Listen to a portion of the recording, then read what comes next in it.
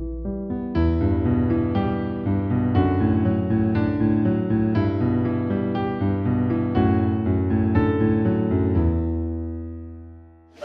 and welcome to Thanet Writers meets Mark Billingham. Mark is an actor, comedian, performer, an entertainer, and Mark is also very welcome here in Thanet. Mark, thank you for talking to us today. Pleasure. Mark, I wanted to start asking you about, you started life as a stand-up comedian and then made various segues into crime writing. What started that segue for you? What kind of made you decide to go from comedy into crime? Well, back when I was an actor, I'd been in this kids' television show called Maid Marian and Her Merry Men, which I was in for about 5 years, which is still the best job I've ever had. running about in a forest with a big sword for 5 years. But by the end of it, I started writing for that show. So when it finished, I'd sort of become a writer by default, a television writer by default, and I wasn't really enjoying writing for television. And I was doing stand-up, but all the time I was devouring crime fiction, which I'd loved since I was kind of 12, you know.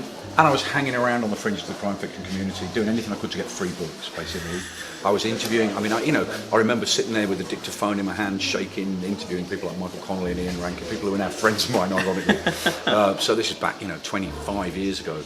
And the missing piece of the jigsaw was to try and write one, but I never thought I could, because writing a book just is such a daunting... Look at them, they're like house bricks, and I thought, well, that's not like writing a half-hour TV script or a few jokes. But I sat down one holiday with the family one summer. We put the kids to bed, and me and my wife would sit outside this villa in Corfu with have a beer, and I just started writing in a notebook. And by the end of the holiday, I'd got like 30,000 words, and I went, hang on, that's about a third of a novel. And suddenly it just didn't seem so daunting anymore. Yeah. So I sent those 30,000 words off and got a book deal and became a writer, just in an incredibly lucky way. I mean, I had all the cards fell in the right place for me. I mean, and talk about that, one of the decisions you clearly took early on was, one of the main kind of threads in your book is this main character, this detective inspector who appears in a lot of your work. Yeah. You've got some standalones, but obviously this Tom appears in a lot of them. What made you decide to go down that route of having this? It wasn't, and the first book was always going to be about a victim. It was about a victim as a young woman called Alison Willetts, because I'd got very tired of reading crime novels where you have a cop and a killer on this kind of collision course, and the victims in the book, and it usually is multiple victims, are just plot devices. You never got to care about them, engage with them. They were not, they didn't have a real role to play. And so I wanted the book to be about this young woman, but then I needed a copper because, there was some crime in it. So I just plonked this guy on the page and just saw where he went. And then when I went in to meet publishers, the first question they all asked was, is this the first book in a series? And I just went, yep. And I mean, I was a fan of the series. I'd read all the, Rankin and Michael Connolly and John Harvey and James Lee Burke and all these amazing writers who wrote the series. But it wasn't a plan. It just sort of, I thought, well, I better write a second one then. And suddenly, the 20th book is coming out next year, and 17 of them have been about Tom Thorne. And it was not the plan. Do you plot Tom Thorne at all? Do you have like a Bible of him? Nope. You don't? Nope. Some writers do, don't they? They have this kind of whole biography of him. But I took this decision probably, and I'm not even sure whether it was it was a decision or just that I didn't do it because I wasn't going to keep writing about it. But I have no Bible, no dossier of facts, and that's good. I'm glad I did it that way, because I've no idea where he's going. The reader knows as much about him book on book as I do, genuinely, but I also make mistakes. I do. I'll suddenly get an email going, why are his eyes brown in book 3 and blue in book 6? I do get stuff wrong, and I'm reliant on readers to tell me. But that in a way is good. You've got this loyal fan base who actually care about this they will point development. Crime readers who follow a series are incredibly good. I mean, incredibly loyal, yes, which is good, but also they won't, they'll let you know if they don't like something. Yeah, they really will. Do you find that they're quite vociferous in their fandom towards it? But also, if you deviate off the course that you want to write, and they disagree with that, will they kind of make that known sometimes? Yeah, they will, and that is the kind of problem those of us that write series fiction have, which is that people want the next book to be different, but not that different. They want certain boxes ticked. And I mean, I'm like that with the series I like, And it's like when you go and see a favourite band in concert, the words you dread hearing, I hear some stuff from their new album. You want the hits. And so fans of series want certain boxes ticked. They want scenes with those two characters in that place where they're talking about this, and if you don't put them in, then they want to know why. So it's a fine line you've got to walk all the time. Fair point. But also, and kind of deviating slightly on that, but one question a lot of crime writers get asked is, how much is based on real life? How much of it is from your fertile imagination? Because I know, for example, for you, from something I read about you, Scaredy Cat, at least was partly inspired by a real life experience that you had as a victim of crime. Yep. I mean, how much across the series is inspired by stuff you read, or you can see more God to be you've experienced? Very little, actually. Okay. Over the course of so we'll be 20 books next year. 2 books ago, I wrote a book called Love Like Blood, which was very closely inspired by a real life case of so-called honour killing.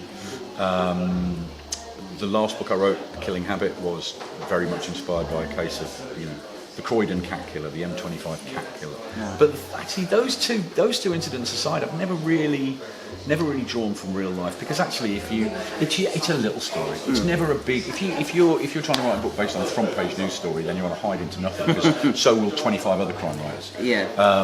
But a ton little story just tucked away on page 12 of a newspaper that makes you go, hey, what?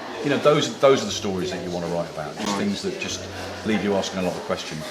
So a lot of research for you, or sometimes is that little kernel of a story on page 12 enough for you? Yeah, a lot less research than I used to do. I mean, I used to be crazy about it. I would drive to a set of traffic lights, at 3 in the morning, checking to turn left, because you're trying to avoid those letters, Right. Dear Mr. Billingham, my enjoyment of your otherwise excellent book, And you will always get stuff wrong, but the point is, if you do too much research, the problem is you're then tempted to crowbar it into the story, everything you found. Right. And, here's the information dump. And we've all read books like that.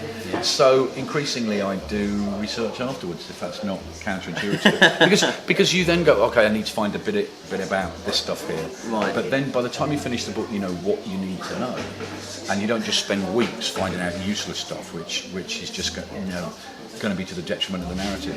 Yeah. So there's always some little thing I've got to try and find, but it's about talking to people. The book I've just finished, which is a book set in 1996, I've had to find police officers that served in 1996 and quiz them and take them out for drinks and find out lots of stuff about that. Which they don't mind, I imagine, but no. No, they don't. But so on the one hand, because it's set in 1996, I haven't got to worry about mobile phones and CCTV and the internet and all that's actually great. But I've got to, there's a bit of history. It is already history. Yeah. Comedy. Yeah. Is that still a part of your life? Oh, yeah, very much. I mean, I can't resist the gag. I can't resist looking for the gag or the. I still try and make the book events I do as entertaining as possible. Because there are moments in your books where you get that occasional, you think, oh wow, there's something less for this. It's laugh out loud moment when there's dark moments. You've got to. That's because that's what human life is like. Yeah. I can't read anything that doesn't have some humour in it, and I certainly couldn't write anything that has some humour in it. My books, if you took the jokes out, would be irredeemably bleak. So there's got to be some humour in them, and yeah, I get my kind of performance jollies in other ways these days, not stand-up comedy, quite. You intimated earlier that obviously you've been a scriptwriter, you've written your gags, you've written books.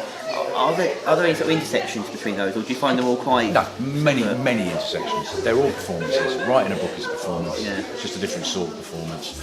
Stand-up helped a great deal. It's all about engaging your audience quickly. You got to get that first gag in really quickly and get them laughing straight away. You can't say, wait a minute, I'll get funny in about 10 minutes. You've got to engage a reader very quickly. Right. I'm the sort of reader, if I'm not enjoying a book after 25 pages, I'm putting it down and picking up another one. Yeah. And keeping the pages turning, keeping the thrills coming, whatever it might be in a crime novel. But yeah, it's a different sort of performance, but very much a performance. Right. So that's been the thread that's run through my entire, what I laughably call a career, stand-up acting, performing the band, writing books, all about performing. Did you plan any of this? Was it when you were like 17, 18? Did you think, right, come on this age, I'm going to have written these books? I just wanted to be an actor. That's what I wanted to be when I was 17, 18, and that didn't quite work out, so I drifted into stand-up and then started writing. And it's been, so I think there have been 3 proper, not proper jobs, none of them are proper jobs. Acting, stand-up, writing. And I'm glad I did them all, but I mean, it meant I didn't write my first book till I was, 40. And sometimes I wish I'd started earlier, but I wouldn't not have done those things I've done before. But Mark, I could sit here all day, but you've got other places that you need to be this afternoon, as I'm conscious. I know we're looking at the time. I'm on stage. You're on in a minute, so I know we're conscious of that. So I will limit myself to one more question. Yes. Before we go, which is, if you had any advice to give to new aspiring authors who may be watching this, because obviously this is going up on YouTube. Yeah.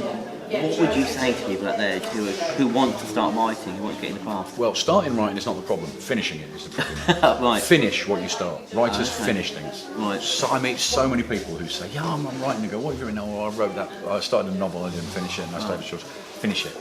You know, good, bad, or indifferent. Finish it. Don't worry that what you think you're writing is terrible, because every writer I know and respect thinks what they're writing is terrible. Really, really, really. We all suffer from imposter syndrome. We all think what we're writing is terrible. But start writing something and finish it, and write the kind of thing you'd want to read. That's the best piece of advice that I can pass on. Don't look for a gap in the market or anything like that. Just write what you would like to read, and you can't go far wrong. And be lucky. Work hard and be lucky. Look, Mark, thank you so much for your time. So I really appreciate it, and hopefully we'll see you in Thanet some more. I hope so. Thanks a lot. Fantastic. So on behalf of Thanet Writers, thank you to Mark Billingham, and we will see you again very soon. Until then, bye bye.